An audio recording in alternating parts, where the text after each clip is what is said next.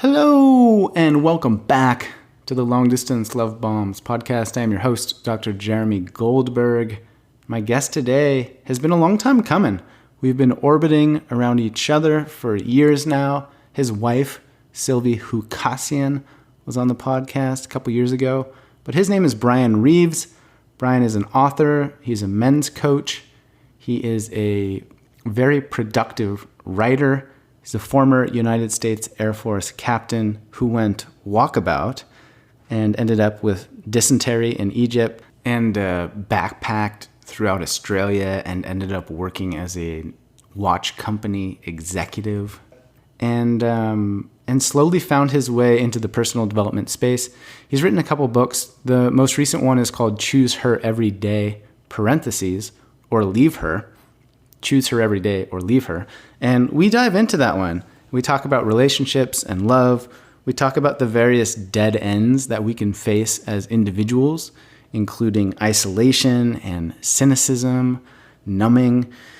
We talk about our capacity, our range of emotions that we can experience. It's a good conversation. Bryan's a fun dude. He's got a great accent. He's got a great voice for podcasting. He's brilliant. He's very experienced. He's eloquent. I really enjoyed this conversation.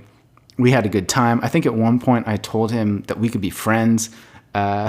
So it was a very lighthearted but profound discussion. There's a lot in here about relational dynamics. You're definitely going to learn some things.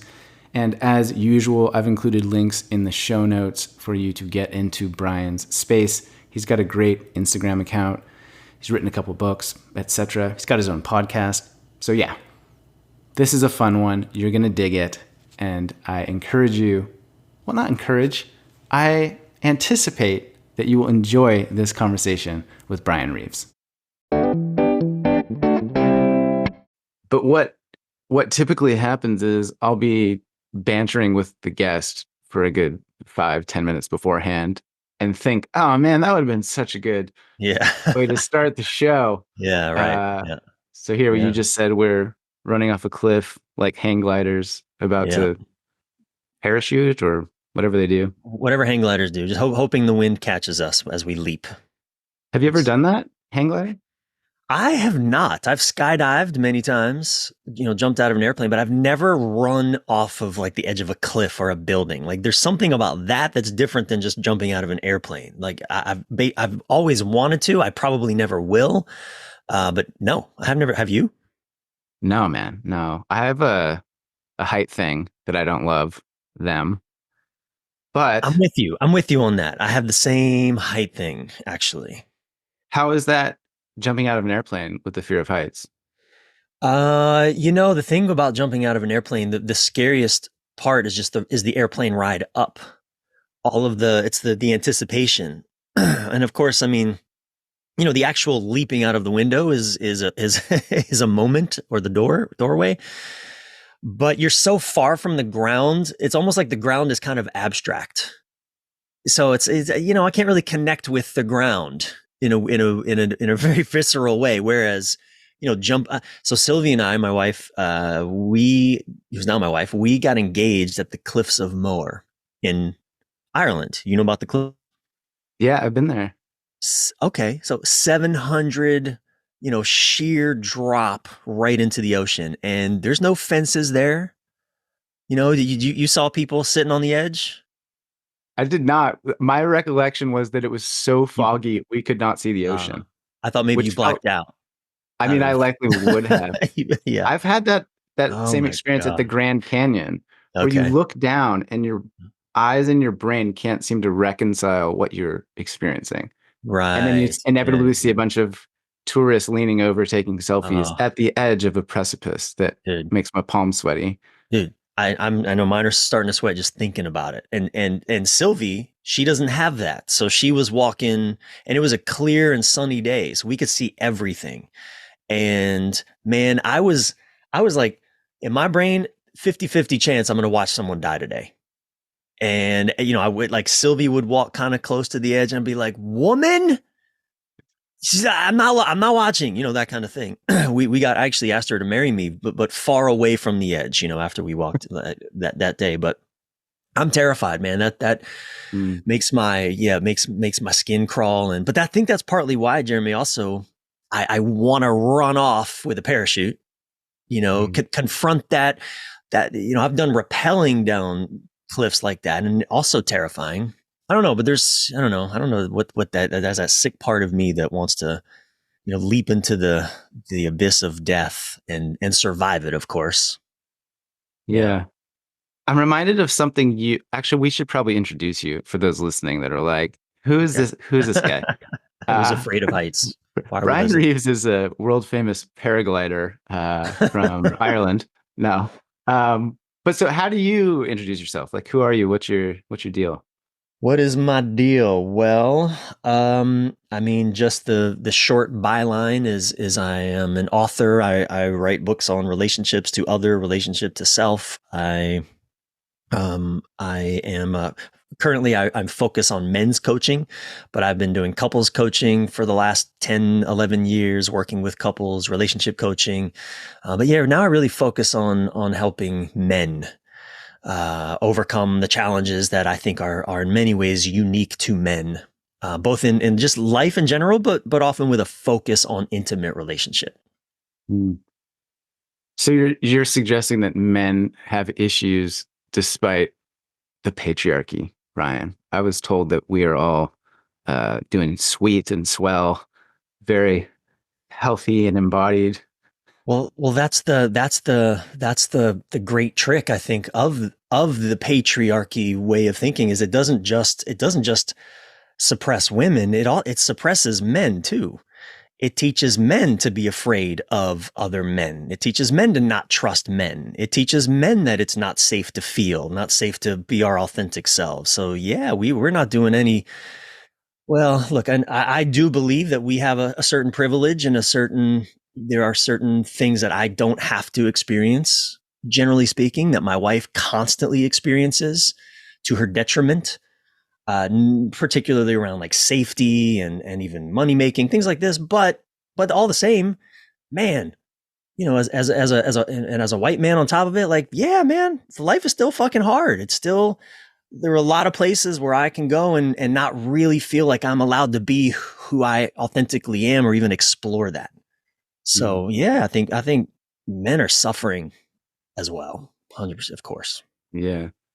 And when you were talking about your desire to run off a cliff and confront death, I was looking through your Instagram earlier and you wrote something about how men pursue big feelings only through the Mm, exercise of big adventure or big yeah. moments or something like that. Yeah. Do you know what I'm Yeah. talking about?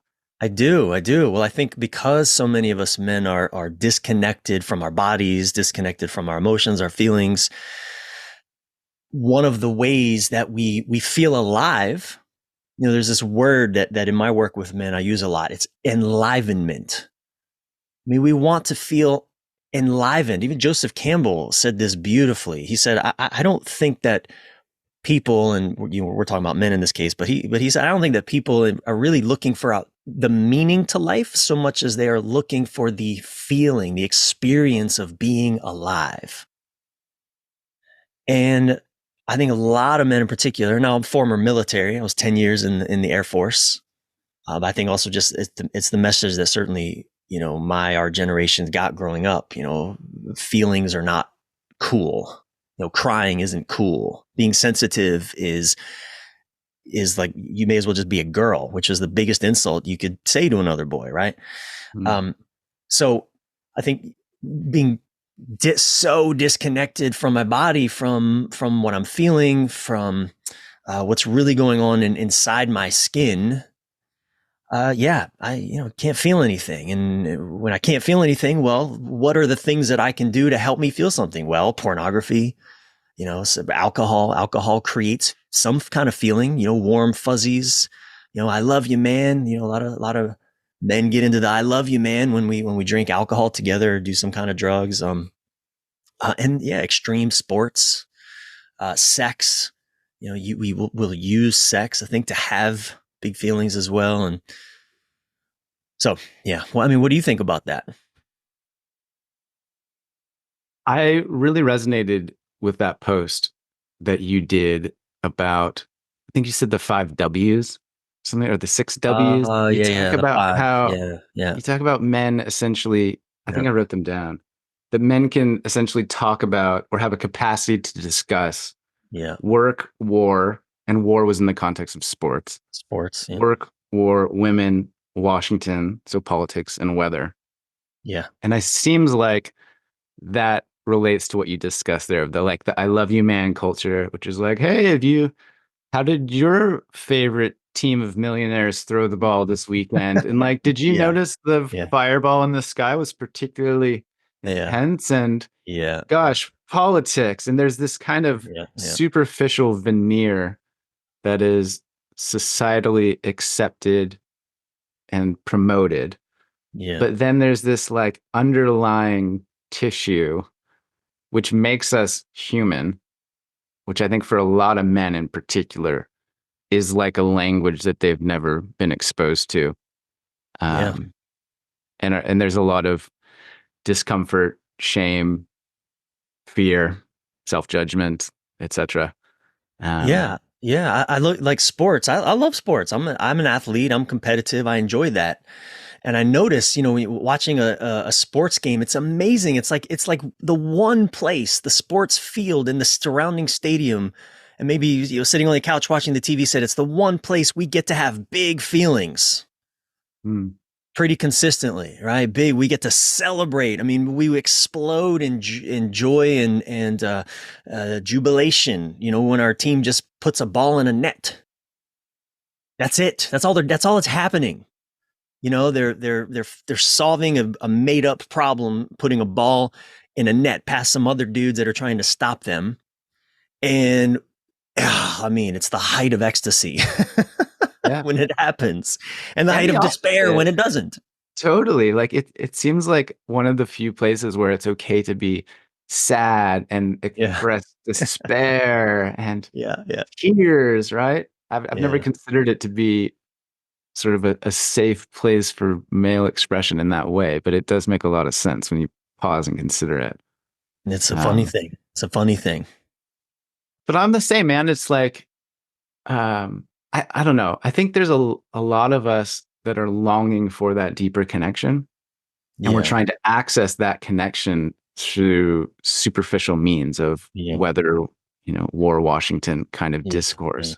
yeah. What do you see in the work that you do with men? Is there like a uniform suite of issues that you can just, you're like, oh, this guy's doing that guy's doing that guy's doing that.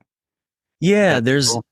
yeah, there's something I call I guess I like the number five, the five dead ends that Okay. sabotage men. I don't know why. Number five, 3, 5, 7, odd numbers is what they tell you in marketing school. Just go with odd numbers. I don't know. Maybe that's why. Anyway, five. I'm sure I could come up with six, but five's a better number. No, no, there's most definitely only five. Yeah, only definitely. There's not more than five of what I'm about to share with you. Mm. Uh, Cynicism is one. Right, men, we engage in a lot of cynicism, a lot of bah humbug. The world sucks. The president sucks. Democrats suck, or Republicans suck. Something sucks, or I suck. I suck at this. I can't do this. Really, blah blah blah. We get caught in kind of cynical ways of being. Bitches, man, stuff like that. Right, just cynical way of viewing the world and ourselves, and that's something that is so common amongst men. Another one is we isolate. And we isolate. We lone wolf our way through life. We don't ask for support. This is what we were talking about earlier. Like men don't. It's common knowledge that women don't really trust men. Whether or not men think they have good reason to is irrelevant. Like we kind of say, okay, yeah, women often don't trust men. Well, what we don't really talk about is also men don't often trust men. I think, you and me, Jeremy, because we have been doing the kind of work we've been doing for some time, like we're really fortunate to have beautiful, trustable friendships with trustable men, thoughtful, trustable men. The vast majority of men don't have that. I mean, I work with so many guys that are even with their own brothers, their siblings. they don't have trustable relationships with their siblings, with their fathers. Hell, even with their sons, often they can't have certain conversations. So there's so much isolating that we men do, and I have been just as guilty of that as anybody. It's easy for me to isolate, and it's something that I have to really guard against because I'll do it. Not reach out, carry my burdens by myself, etc. Yeah. I relate to Right? that. I mean, literally last night, my girlfriend said to me, I'm not a mind reader. And I had that moment of like, oh man, I've been doing that thing again, haven't I? Like, Uh-huh. and so it seems like I mean, we've heard two of the five dead ends, but it seems like um, Yeah. there's like a old way or a pattern or a dynamic of doing something, and then you kind of do the work, do some growing, get to another level. But it seems like in getting to that level, the stairs are like a ramp made of grease Mm. and slime. It's quite easy to Yeah, just, if you pause and even rest for a moment, it's true. right back down where you are. Yeah, all those same forces, pressures, programs, old stories, patterns are waiting there to reassert themselves, right? Hmm. Cynicism. Oh man, I can get cynical real fast if I'm not vigilant. When I'm not vigilant, and sometimes I'm not, and cynicism will just show up in the way that it does. Same isolation, right? I said I can still isolate if I'm not careful. I have to force myself sometimes to reach out Hmm. to friends, for support, whatever. So uh, the third one, and these are not in this order. They're just the order that I'm sharing them. But the third is uh, uh, uh, what I call being disoriented, feeling disoriented, being disoriented. And what I mean by that is like we're giving ourselves to pursuits that don't really matter to us, right? We're oriented around things. Another way of saying disoriented is we are oriented towards things that don't matter. I mean, money. I'm not against money. I love money. Money's not the thing, but so many men make their entire existence about making more money for the sake of having it, right? And are oriented around that, or chasing women, right? Oriented towards chasing women. And again, I love women. I married one of them. So I'm not against, I'm not anti women. But when we use women, we're oriented towards getting women to validate us, to help us have big feelings, using women, using feminine energy in all the ways that we do. Again, I call that being we're disoriented in Hmm. some meaningful way. And then that's not for me to put on another man. It's just, I think what's useful in this is inviting listeners to just reflect on where might you be oriented around things that don't really matter to you, or just disoriented, like kind of lost, not really knowing where to go, what to do with your life. And is the Right. process for reorienting like doing an audit of your time and energy or desires, or what's the? Well, I love that word, reorienting. Yeah, that's in this domain, I think that's the magic word, getting reoriented. And that's a great question. I mean, I think there's all kinds of ways that a man can get reoriented, but I do think you're right that the very first step is to just take an inventory, to acknowledge. You got to acknowledge that, okay, yeah, you know what? I am doing this work that I don't give a shit about, really, and I'm spending 40, 50, maybe 60 hours a week giving my life to something that I don't fucking care about, or I may not even need in terms of just to survive, financially, whatever the story is, whatever, um, even things like pornography. Again, I think when we're disoriented, we will use things. Well, this actually brings me to the fourth, which is we numb out. We numb out, and I think that's also a product of being disoriented. Is when we're not lit up by, another word in the oriented disoriented realm is purpose. Living from deep purpose. And when we aren't clear about, like, what am I for? What is life really wanting me to express through me? What is life calling me into? And am I doing that or not? And when we don't know, or we're not, well, that's when we reach for things that cause us to numb out. And that can be video games, pornography, I mean, work, TV, fantasy football, um, even sex can be something that we use to actually numb out and not feel. Hmm. And so one of the steps would be to explore the intention underneath the behavior. Because I think for each of those examples, there are instances where it's a really wonderful thing to use fantasy Absolutely. football if it's for Totally. A, B, and C to connect with your Totally. friends, express. But if it's not done intentionally, Yes. then is that where the problem Absolutely, arises? man. Totally. Even pornography. Pornography, when I think, and again, I'm not anti-porn. I've written articles about why men should stop using porn, but I'm not across the board. Everyone should just stop porn. We should eliminate it from the planet. No way. I mean, thoughtfully used, intentionally used like a tool for intimacy can enhance intimacy with a partner, can bring some new flavor or kink or fun to a dynamic, right? It can even solo be used as a way to enliven your body versus just numb out. Hmm. Check out, numb out. Video games, the same. I'm a video gamer. I love video games, but I have to be careful, Jeremy, because I will go down that rabbit hole and never come out. Yeah.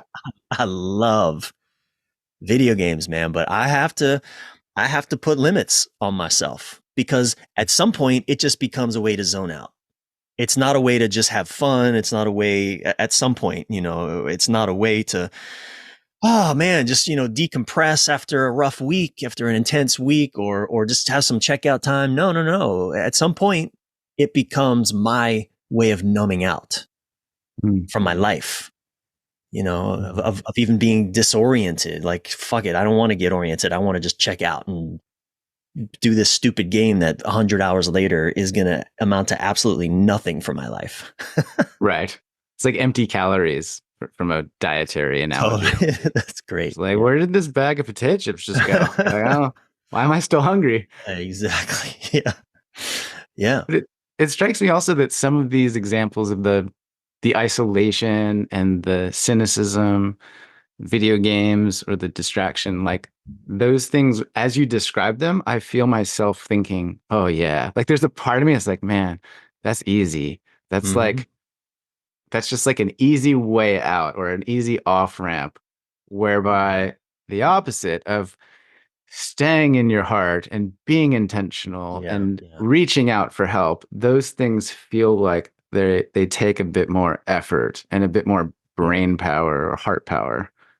It's Yeah. like, does that make sense? Definitely. Absolutely. It takes more presence. It takes more, I've got just over here, I've got the Meta Quest VR headset, the Quest 2 sitting over in the corner over there. And I haven't touched it for a couple weeks, but it whispers to me, Jeremy, it's saying, you don't need to do your work. You Yeah. don't you don't you don't need to go spend time with your wife. She'll be fine. She'll just watch Love is Blind for a few hours, man. You know, you don't want to watch that shit. You want to come into this fantasy world and shoot bad guys Yeah. and get lost in these big, this incredible adventure that actually takes you nowhere and amounts to nothing. But never mind that. So it Mm. is again, it's a, like you say, man, it is tempting. It is an off ramp.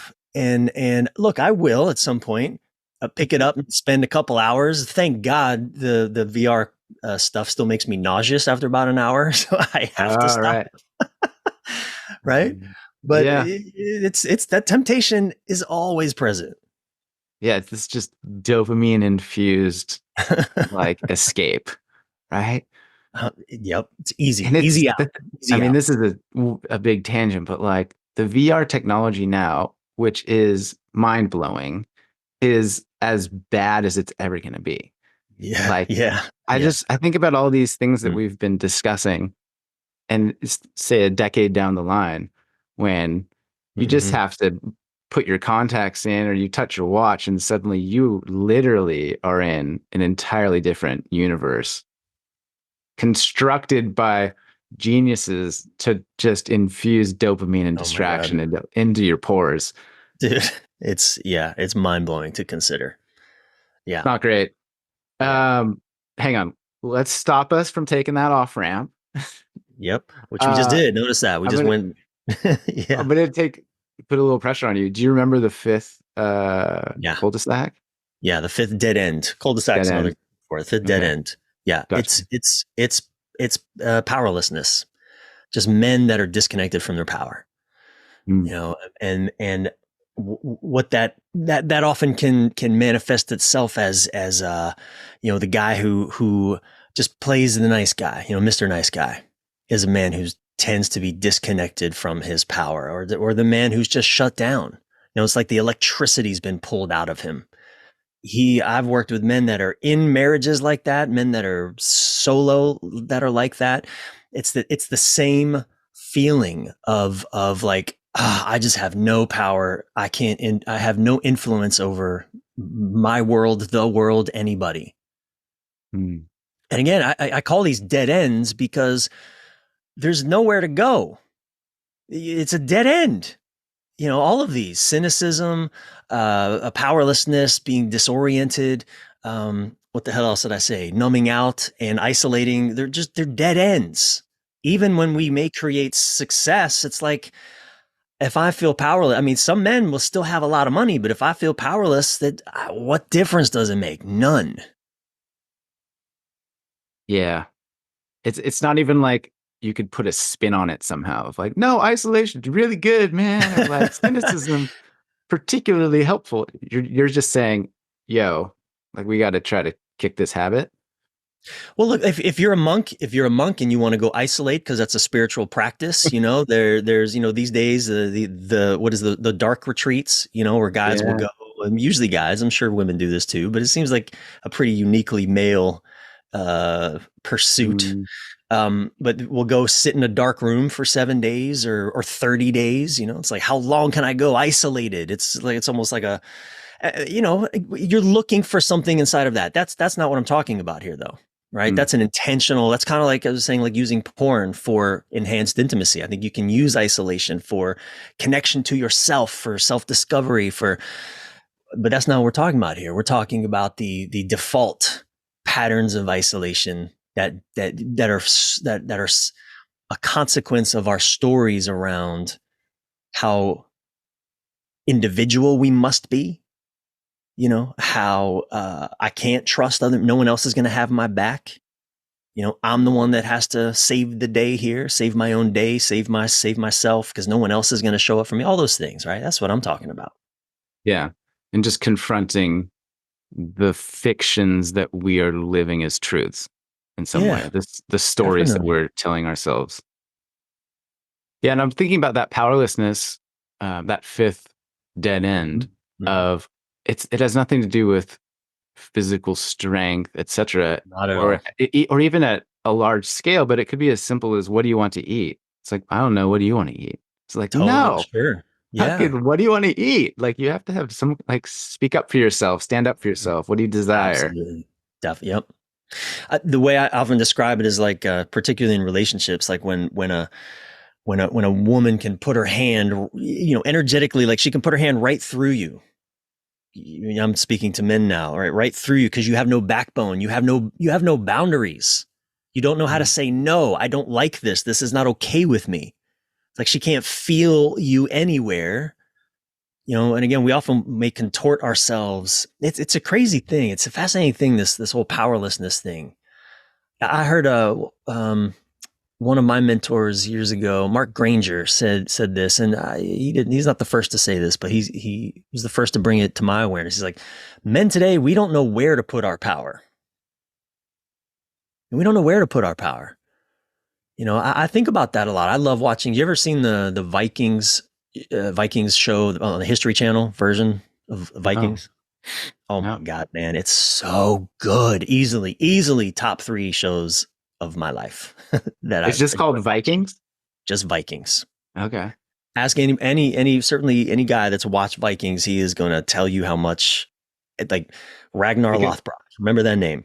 is he like does it make you want to be a Viking or does it inspire you to Absolutely. Well, what it does, what I love about that show is it's talk about power. Is it that's a show like when you watch it, they play with all the archetypes, like all the masculine archetypes, from the warrior to the lover, king, magician, all the archetypes. You see the shadows of those archetypes, the way they're expressed. I mean, it's just an incredible display of like what men, what people, because women too are expressed in all these really profound and strong ways in that show. You just see like this is what humanity is capable of in this is what I'm capable of in my expression, right? And Yeah. one of them is that warrior archetype.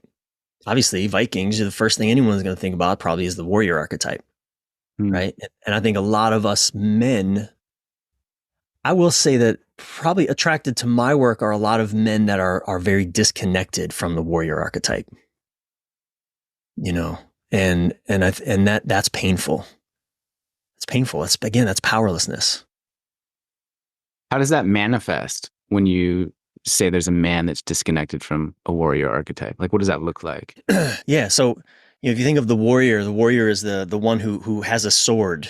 He can pick up a sword. He can, point it outwards to keep chaos at bay. He protects his boundaries with his sword, with his weapon. And what that can look like, again, just in an intimate relationship, is a man who can just say, you know what? I don't like the way you just spoke to me. That doesn't work for me. Please don't be disrespectful in your language with me. Right? Just that. Mm. Notice I'm not cutting off, my wife's head. I'm not attacking her with my sword. I'm just like, and look, all metaphors, they have their limits. Especially mine. I always run into my limits with my own metaphors. Like, okay, past this metaphor really breaks down. Yeah. But Yeah, it's a weird. I'm not burning my wife at the stake, I'm not actually pointing a sword at her, but Right. I am I'm letting her know, like, too far. Yeah. That you can't come past this, because this is my boundary. Right. And by the way, I'm also capable of honoring her boundary. Right. But that's one example. A man that's disconnected from that warrior archetype, he doesn't know how to say no. He doesn't know how to, you said it earlier, to really speak up and reveal what's really going on for him. It's interesting that you use that example, because I literally lived that when I first started dating Kendra, or not. We were living together, I think, at that point. But there was like a scene in the kitchen, and I remember I was at the pot and I was cooking something, and she said something, and we laugh about it now, and I've talked about this publicly before, but I turned to her and basically said, "No, like, we do not Uh, speak to each other like that in this relationship." And mm, then there was like an awkward pause, mm, like, let that land, and then that was it, and it was done. But I look back at that of, oh, that was like a pivotal moment in our I dynamic where we were agree. like, like, we are not going that way, like, we're going this way, Yeah. right? Yeah. And it's just in that momentary example where it would have been so easy to just bite my tongue and continue stirring the pot, which is perhaps an interesting metaphor anyway for stirring the pot. uh, it's Yep, that. yep, yep, yep. That's exactly right, man. And so many men they didn't step up in that moment, or they didn't know how to do it skillfully Yeah. anyway. So either they said nothing, or they overreached and then became the aggressor themselves. It's like they took the sword and actually did cut her head off, just metaphorically, in that moment. And now it's just war. Right. And then you're into a pattern Now you're in a of pattern. like, well, Jeez. you would probably see that a lot in couples. Of there's just a dynamic of Yep. attack, defend. Yep, yep. But Terry Real, he calls it stance, stance, dance. Like, you each take your stance that you commonly take, and now you dance. And like you said, one might be the so, my I tend to have been with very fiery women throughout my life. Like, something in me, it's like I on some level, Jeremy, I recognized subconscious level, like, I need women that can kill me, metaphorically. I feel like you and I would be good friends. Tell me more. Why the Well, connects? my partner is very fiery. Like, I've described her as a nuclear factory. Like, Okay. there's an intensity in her that I could see Sylvie, your partner, Oh having as yeah. well. and there's like a calm sort of like the dude energy in me where I'm Uh-huh. like, I know that I need to be with someone like you, but Uh-huh. there's also Yeah. part of me that like really doesn't love that I know that. Like it'd be so Right. much easier to just find some like gentle, mellow Mm-hmm. swan lady, cat lady. Submissive pushover, some kind of, Yeah. just go along with my flow, not the flow. Go along with my flow, not the flow. Yeah. So No. I interrupted you. What have you learned from dating or being with fiery partners? Well, man, gosh, I guess so damn many things. I mean, my work, even the book that I wrote, "Choose Her Every Day or Leave Her," that actually was born of a reflection on a 5-year relationship with an incredibly fiery South American woman from Chile, actually, who man, we just spent 5 years repeatedly destroying each other in all kinds of ways. And talk about again boundaries. I didn't have boundaries. I didn't even know men needed boundaries, other than nothing. I it just wasn't even something that I had ever conceived of. Like I get women need boundaries. Don't, which really consisted of don't hit them. In my early thinking of boundaries, just don't hit them. And I Mm. really don't want to be called names, and I'm not going to call her names. But even that, I didn't really conceive of as a like a non-negotiable boundary. It was just something I knew I didn't like. Well, boy, did she call me names, and our relationship even got physical. It got physically, mutually so. We abused each other because we didn't know how to have fucking boundaries.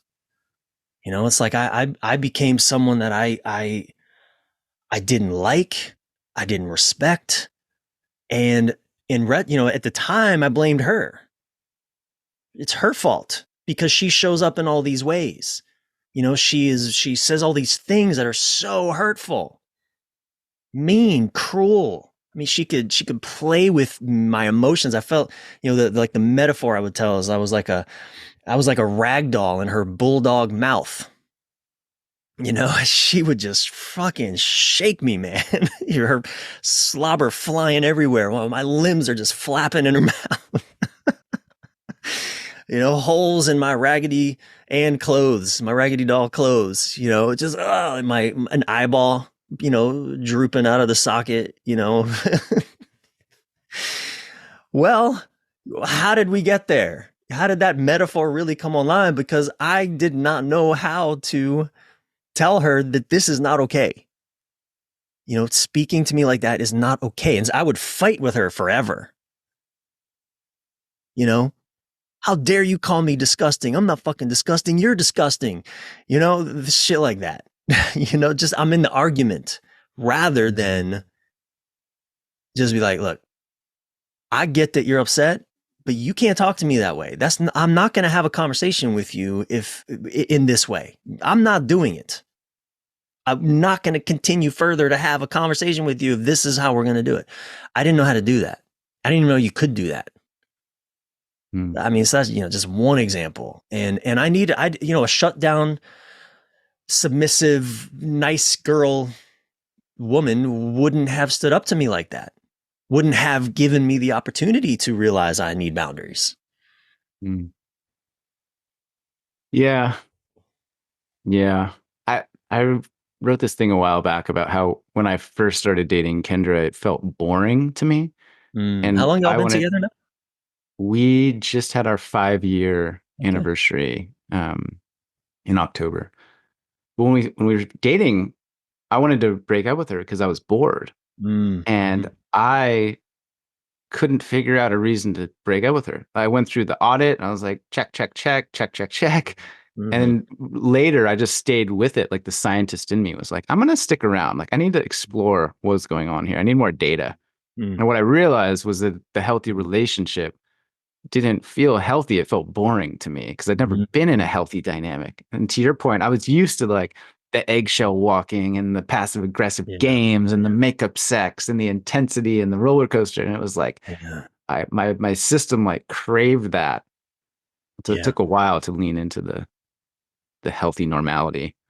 Man, I remember a woman when before I met Sylvie, a woman. I was not dating this woman, but I was trading coaching for Reiki. She was giving me Reiki, and she was in a 5-year relationship with someone at that time, and we were just talking about after this session, we were just talking about relationships and because I was already writing about relationships at the time, blogging about it. This is probably a good 10 years ago now. And I remember kind of asking her, like, you're with a guy for 5 years. Like, I mean, like, what do you just do every day with each other? Like, aren't you bored? Like, do you just, I mean, I remember, and I think I said to her, I said, look, I think I'm afraid of boring, of relationships as being boring. Like, what do you just read the newspaper together every day, go for walks? Like, what the fuck do you do with somebody over time? And she just said, you know what, Bryan?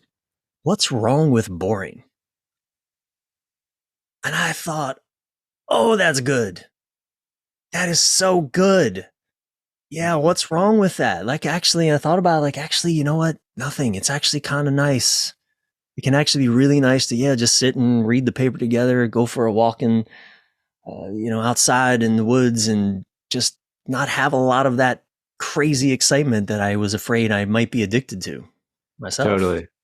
It's the best just like riding in a car with someone and it's just quiet. And like there's no need to just talk all the time. It's just the Yeah. stillness. It's like, Yeah. One way I've framed it is that Mm, boredom equals presence. mm, And so that I think in our society today, it's so easy to not be bored. It's so easy to be distracted, stimulated, etc. But this yeah. this idea of like boredom, like I think we should be bored more often. I Mm, think it, yeah. it's a gateway to presence. Yeah. Yeah, I love that. But you brought up your book. I feel like we should dive into that Yeah. a little bit. Yeah. Yeah. Choose her every day or leave her. Mm. Um, reminds me, I was riding in the car with my buddy Brandon Alexander years ago, and he was talking about, I know Brandon. yeah, Dancer, yeah, turned sexy cowboy. dancer guy. Okay, did he? I haven't Yeah, talked to him in years, but yeah, I know yeah. Brandon. Now he's like, yeah, he like danced for big stages. Now he's like a cowboy. He's the best. Yeah. But Okay. we were going for a hike, and he was telling me about somebody that he was dating, and he realized, she's not my person. Um, I need to break up with her, but there's part of me that like wants to continue being intimate with her. And he said, but then I realized I'm sleeping with another man's wife, Mm, meaning she's not my person. She's not going to mm, be my wife. So mm, she's somebody else's. mm, And I just love that dynamic of mm, like, then that's the parentheses or leave her part of your book title mm, for me. mm, It's like, mm. if you Yeah. want to love her every day, like she's not your Yeah. person, then like Yeah. you got to go. Yeah.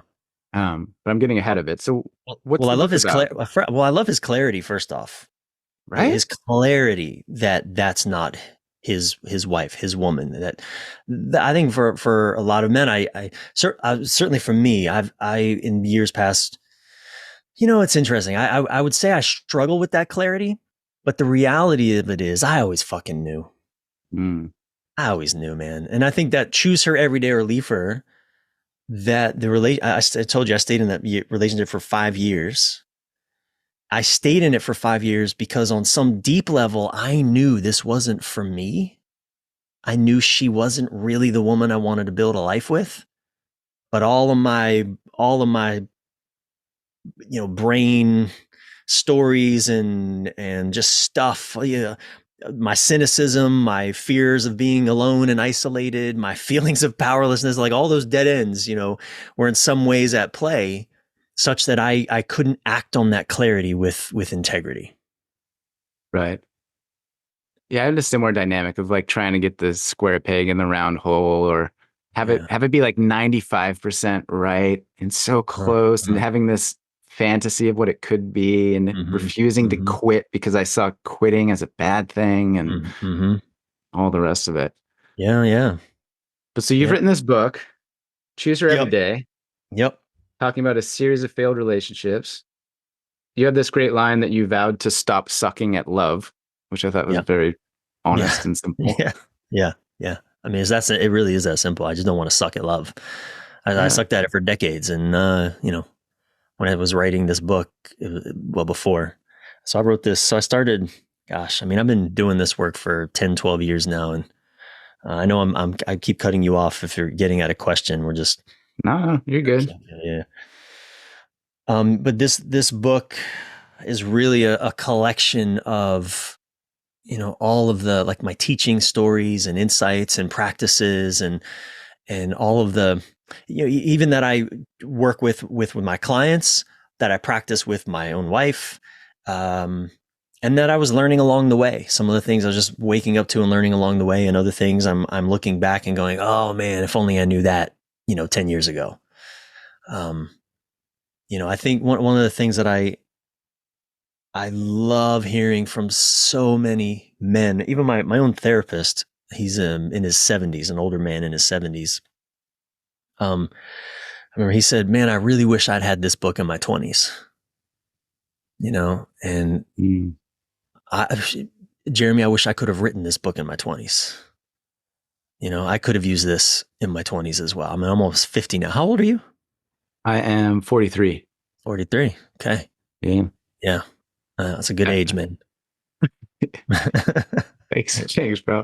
But I like just the idea of the book, or the premise, simply that love is a skill that you can get better at. That Yeah. relationships are a skill. I think, Yeah. I've interacted with so many clients and friends, and even myself back in the day, of just this cursed idea that I was not good at this. It was not going to happen for me. This Yeah. sort of cynical surrender to the possibility of ever getting what I Mm. saw on the internet. Yeah. But Yeah. Yeah. it seems like you're like, no, man, just read this book. Here's what you can learn. Here's some stuff you can do. I got you. Yes. It is a skill. It is learnable. It is learnable with practice. I remember one of the teachers I studied over many of my years. This woman, Diane Connolly. I actually studied with her.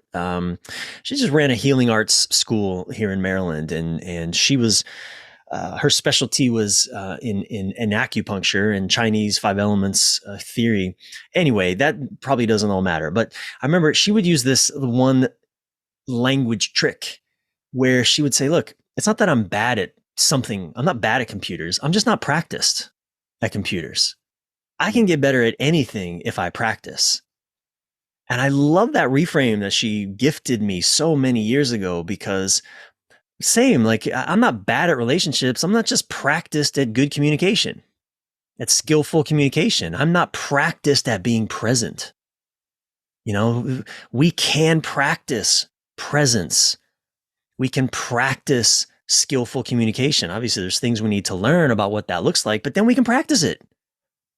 Like you and I have been talking about what it could sound like to just have a moment with our partner when she maybe crosses a line in terms of the way she's speaking to us or criticizing or whatever it is.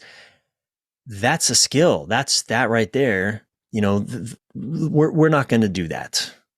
Let's not. I'm not going to communicate with you in this way, and it's not okay that you do it with me, for example. Right? That's a skill. Now we can start practicing, and get just we really can learn to do relationship well through insight. My formula, it's not, I didn't invent this. I don't know, but where this came from, but insight plus action equals transformation. Insight plus action equals transformation.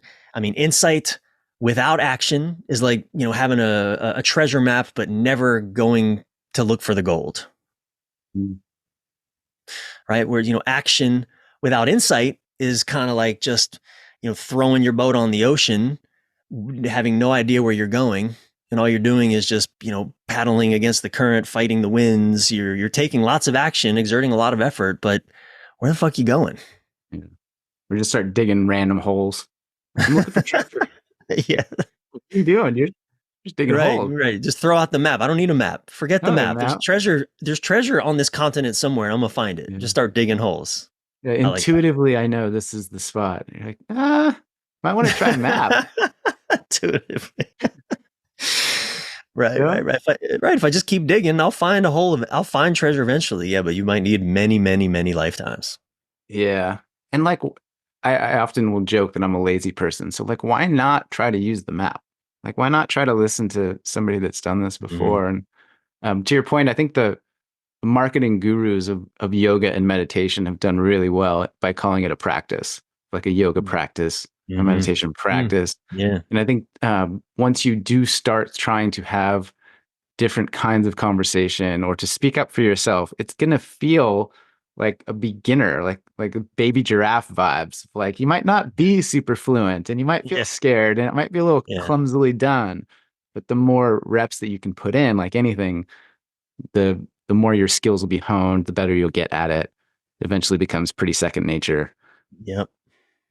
Like I look at those guys serving tennis balls. I've never really played tennis, but like Mm-hmm. tennis serves look so hard, man. And they just Yeah. like smash them each time. Yeah. I'm Yeah. like, Yeah. that's the metaphor for boundaries and love and all Yes. the Learning rest to of it. smash tennis balls. I like it. Yeah, I call it in lieu of a skill or some practice or either insight or skillful action. The I call that method the winging it method. We're just winging it. Just doing what either we saw our parents do or we are doing something in reaction to what we saw our parents do. You Mm. know, just and the outcomes are typically disappointing with the wing it method. I find. Yeah. Yeah. And then you hear the survivorship bias of the one person that winged it and found the treasure chest on the first dig of the first hole. And then they've Yeah, got you know, a million Instagram followers and like for $10,000, I'll show you the wing it method. Uh, don't right. worry, I got you. My friend, do you know Kyle Cease? Yeah, yeah. Yeah, yeah. He and I were roommates for a time. You know, He, like way back in the day. yeah, probably. Well, I mean, I wouldn't have been married at that time, so yeah, about probably 10 years Oh, ago, 10, he's 10 great, years ago. man. Yeah, I've got a couple stories about him. He's wonderful. Yeah. So Kyle, I love the way he put it. He's like a lot of this kind of a lot of teachers and people doing this are like, look, I'm going to teach you how to write a hit song. All you have to do is write Billie Jean. Just write Billie Jean and you have a hit song. Do that. It's like, okay, you're not really teaching me anything. And I can't really do that because that's like, what are you talking about? Just do Mhm. Billie Jean. Yeah, He's a transformational comedian for those that are unfamiliar yeah, with him, and he's brilliant. yeah. He's been on the podcast too. If you're Oh, listening and yeah, wanna, great. yeah, a couple years ago I had him on. He's the best, man. I met him randomly in a cafe where I grew up. Mm. Um, and I just had read his book and I was like, oh my God, that's fucking Kyle Cease. Like need to go say hi to that guy. His And I evolving did. out loud. Yeah. So I went and said hi and he gifted me 2 tickets to his Oh like yeah, event in yeah, Glendale. yeah, And I went, then I signed up to do a program with him, and then like yeah. we had some text messages. Anyway, um, back on track. Bryan Reeves. Um, anything else to say about the book? We cover it? Well, I want people to know it's not just for men, it's for women too. It's a book, the title can sometimes be misleading. Choose her every day or leave her, but it's actually for women too. It's for not and for certainly for women who are interested in understanding more about the challenges that men go through and what we're confronted with in relationships, how to communicate better in relationships, but also to be validated. A lot of what I'm writing about here is like is from the eyes of a man who's waking up to all that I was ignorant to in my 20s and 30s, that all the ways that I was contributing to relationship breakdown that I had no awareness of. And I think a lot of women find that really useful, especially coming from a man. So I just wanted to say that as well. Yeah. Do you find that being married to a feisty therapist continues to shine some light on your blind spots or continue Oh to man, elevate you? Like, what's that like? definitely. I think Sylvie and I have a really good balance of, you get a relationship coach and a relationship therapist together, and you can imagine that there's a potential for that to be really awful, really excruciating, endlessly, like one just ongoing workshop. Yeah. And Do you have I, moments where you just have to like time out. Like we're now, we Well, need a that's we what I need a mean. pause. We have a good balance because we're pretty good about not doing that. We're pretty good about just being people together. But, or I should say, and we both understand how to stand up, have boundaries, say no, this isn't working for me, etc. And yeah, man, look, like we're talking earlier, like the temptation to take those off ramps into easy town are always there. Some of my challenges, like um I didn't really learn how to be nurturing. I grew up in a family where nurture wasn't really a thing anyone did. Kind of every man for himself. And so I didn't really that blueprint didn't really get activated in me. And I'm with a woman who's incredibly nurturing. And of course, she wants to feel nurturing from me. That's really challenging for me sometimes. Mm. So, and I feel that every day, that limitation that I have, knowing what it is that she would really like to experience from me and feeling the absence of that, or the limitation or the struggle with that in my own body, which often occurs like an irritation. I don't want to fucking be nurturing, is what my body will scream. Leave me Mm. alone. Because that's what I know from Yeah. from my youth, right? I just know being left alone. And to attempt to be nurturing as a beginner, quote unquote, in in the presence of somebody that's so good at it, I think is another dimension. Because I feel the same with Kendra. Like she's like a living, breathing heart sometimes, and I'm Mm, like mm, trying to open up, and I'm like, God, you're like a genius at this, and I just feel uh. like this white belt being like, Jeremy sad, Jeremy Yeah, cry, like. yeah. uh but the idea again that like Yeah, nurturing is a skill. Like all of this is a yeah. skill that you can put some intention and practice into. It is. And it's a skill, and there are things in the way of me learning that skill. Like there's a lot of grief. One of the things that comes up for me, we're talking about this particular thing. I think all men, it would serve us to learn to be a somewhat nurturing, by which I just mean be able to, when your partner's looking at you with sad eyes, just be able to go like, I know, baby, it's okay. Like just that, and which can also, again, be difficult for me because nobody ever fucking gave that to me, Jeremy, growing up. Mm. I don't have any memory of anyone being with me and just saying, it's okay that you feel that way.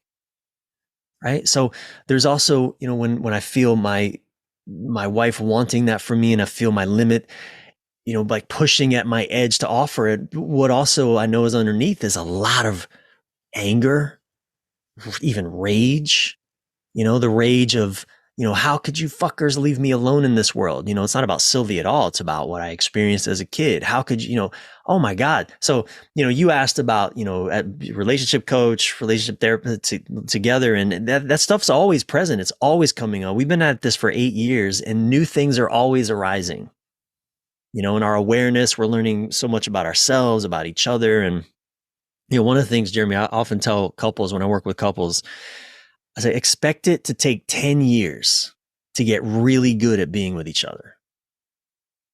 Not because I necessarily think it will take 10 years, but it will take a long time to get good at being with each other. And this is after you start trying to be really good. You stop Mm. using the wing it method and you actually start learning some skills and learning some practices and getting into the shadow stuff and all the things in the way. Like, that's so. And one thing I'm often looking for too is if you hear that and you're like, okay, so you're saying there's a chance, that's a good sign.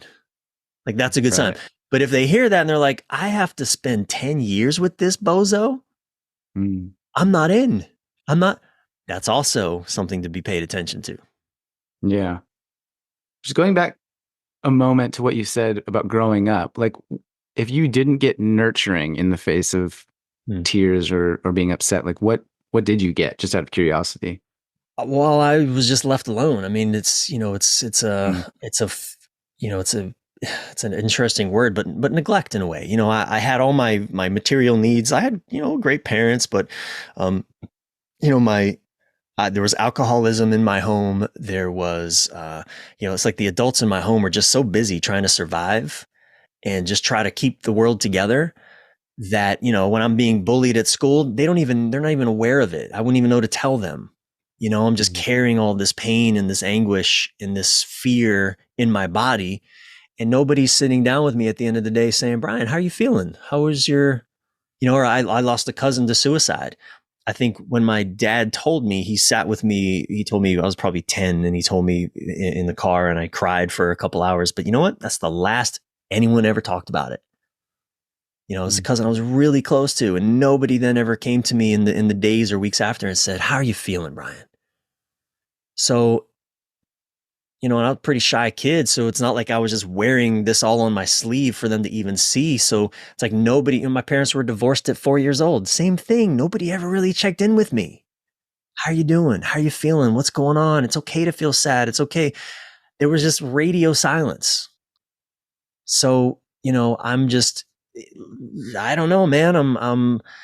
I'm 4, 5, 6, just living my life, doing the best I can, frozen, more and more and more frozen in my body.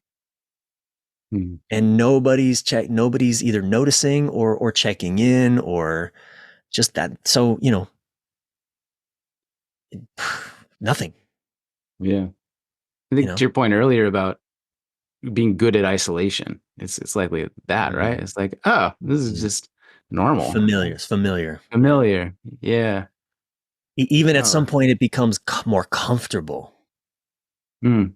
Isolation becomes comfortable. Like it's preferable to actually engaging with another human and having to be empathetic, having to be nurturing. Like, fuck that. Let me just go, give me my VR quest. Let me check out. And, 100%. that's so much. No one on VR is asking me to nurture them. Yeah. Yeah. Some of my most confronting moments have just been simply sitting on a couch, Kendra looking at me lovingly and like Mm-hmm. waiting for my answer. And I'm just like Mm-hmm. squirming, just like, no, I'd rather be Yeah. Yeah. anywhere alone except for that. I know that feeling, Jeremy, very well. Yeah. I Probably mean, feel it on most days at some point with Sylvie. yep.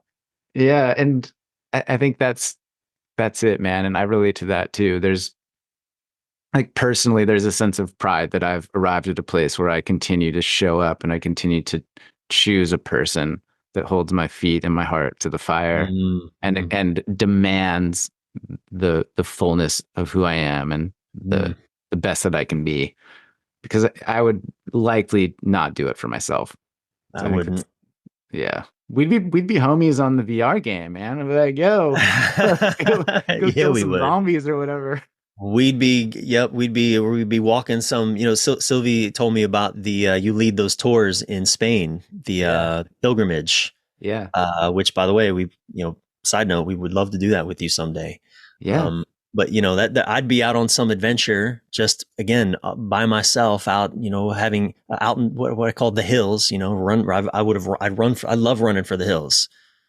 I Mm. actually had that experience in Ireland a couple years into my relationship with Sylvie. I would take her or go myself to Ireland, almost every year. And I remember I went one year, a couple years after we were together. I was like, oh, I couldn't wait to just be on my own. And I stayed at this beautiful cabin in Western Ireland, about an hour from Galway, right by the ocean, in a place called the Burren, which is a very barren landscape. It's gorgeous, it's beautiful, but it's very stark. It's very moon-like, mountainous, and all the hills are covered in limestone, and there's not a lot of trees, and it's gorgeous. Anyway, I remember one day I went for a hike. I'm in Ireland, Sylvie's in LA. And there's that part of me is like, oh, it's so nice to be by myself, by alone. I remember I'm walking out in the hills and I'm like, okay, well, here I am, all by myself, just sort of like looking around going, well, what now? Why am I here again? What did I do this for? Yeah. It was like, this is one of those sobering moments of just like, yeah, I can run for the hills, but there's not a lot of life in those hills. Mm. It's a nice moment of respite, but I don't want to live there. I want to be with this woman that sometimes is really hard for me to be with, not because it's her fault, but because of all the shit that it just being with someone brings up in me. Yeah. Like, what a beautiful realization too. Yeah. Uh, Even as I was reading your bio, you had such an interesting and diverse life, but you had one part of your bio on your website talking about how you like left the military and then went walkabout, I think was your phrase, and then Yeah. you Yeah. you Yeah. went and had adventures, and I had a very similar backstory as well. And so I was like reading through it, like, oh yeah, Mhm. this guy tried to run away from his self too, and like figured out Yeah. that he uh Yeah. That's can't do right. that. Yeah. Yeah. Um, all right, man. Well, any final thoughts, words of wisdom, anything we haven't hit that you're like, bro, how come you didn't ask me about this? What's your deal? No, no, I think just, the thing that I guess two things I'd love to just leave with listeners and is, for men particularly is you don't have to do this alone. You not only do you not have to do this, and I mean this, but this I mean life, relationship, you Mm, don't not only do you not have to do it alone, you're not supposed to. um yeah, don't be afraid to ask for help, ask for support, reach out.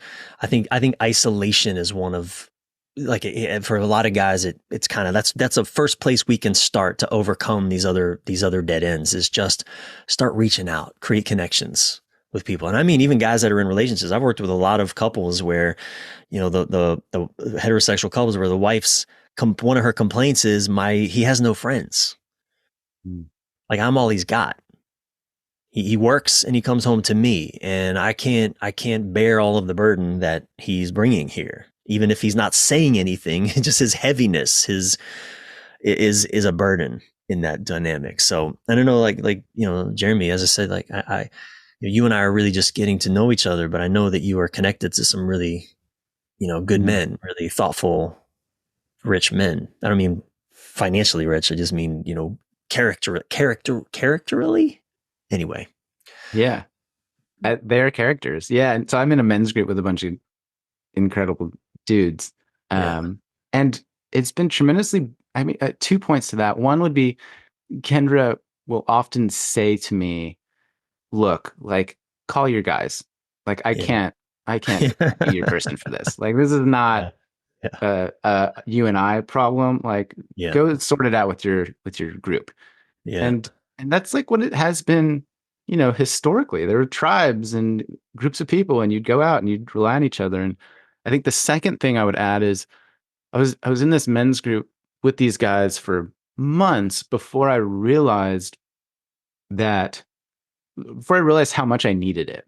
Mm. And like the way I described it was I didn't realize I was sick until I got the medicine that I needed. Mm. That I didn't trust men, Mm. that I Mm. that I really didn't have any genuine deep connections with Mm. men that inspire me that I respect. And so yeah, I echo everything that you just stated there. It's like one of the most important things for men Yeah. especially. Yeah. And like to Kendra's point too, like she's got her group of powerful women, many of whom are the partner of my friends. Mhm. And I'm like, yo, go talk to your sisterhood, Yeah. go consult the witches and the oracles and Yeah. like, Yeah. Yeah. Yeah. get it out, move the energy, and then come back with Mhm. some perspectives and grounding. I'm sure you and Sylvia have had similar dialogues. Absolutely, man. Totally. Yeah. Yeah. Yeah. I guess just the last thing that I want to leave with listeners is there's this myth that relationships should just be easy. And that's what the wing it method would have us believe. Well, I'll just do what I do and this should work. Yeah. And no, disabuse yourself of that idea. Relationships are challenging, they're messy. I mean, they're challenging until they're not. It's like, again, until we're practiced, right? At skillful communication, at being powerfully present, at learning how to create connection. We learn these skills. Relationship does take on a whole new dimension of, I won't say easy, but I will say ease filledness. Yeah. My relationship with Sylvie is filled with ease, even though it sometimes isn't easy. Right. If that And distinction makes sense. yeah, the other sort of illusion is that once you learn this stuff, there's just no conflict. Oh Like, yeah, right, there's no judgment. Like, you right, just right. Yeah. Yeah, we're always going to want to have sex with each other at the same Oh time, yeah. and Totally. we're always going to want to do the same things. We're always going to see things the same way. Nope, nope, nope, nope. Yeah. Yeah. You have the same values, the same ways of communicating all the time. Right. Never disagree about anything. That's right. It's Nope, just a fairyland. nope. In fact, really, learning to do relationship well means learning how to navigate all of the conflicts that are Mm. still to come well. Doesn't mean getting rid of them. It means learning how to navigate them skillfully. Yeah. I mean, that could be a whole separate podcast. Yeah. Oh yeah, definitely. Yeah. All right. Bryan Reeves, I know you've got an Instagram, a website, a couple books. Yeah. Anywhere else people can find you? I mean, my website is really, one-stop shopping for all the socials and blogs, and my podcast itself, Men This Way, and my links to buy my book. It's Bryan Reeves, Bryan with a Y. That's key. I don't have Bryan with an I. That's not my website. That's something else. Bryan with a Y, Reeves.com. Okay. And if you're listening, I'll make this even easier and put a link in the show note. Just have to click it. But Bryan Reeves with a Y. Thanks for coming by, man. It's been years in the making. Yeah, Super stoked we definitely, got to man. connect, and just really appreciate all you're doing. Yeah, thank you so much, Jeremy. I really appreciate you having me on, man. Okay, that was Bryan Reeves. And as usual, as always, I have put links in the show notes for you to click and explore more of his work. You can check out his Instagram, his website, the books, the podcast, get in his world, devour his content, learn all the things. That's it for me. Thank you for being here. I appreciate your support. Please do share it, 5-star review it, spread the word, help make kindness cool and compassion commonplace. Let's make the world a little better than yesterday. And if you hadn't heard today, you are amazing. And you're doing good. And you're doing okay. You've got a bright future ahead of yourself. That's it from me. I'm Jeremy. You can find me everywhere online at Long Distance Love Bombs, life coach, podcast hoach. It's like a podcast cockroach. Anyway, I'm obviously tired, so I will leave it there. Thank you and good night.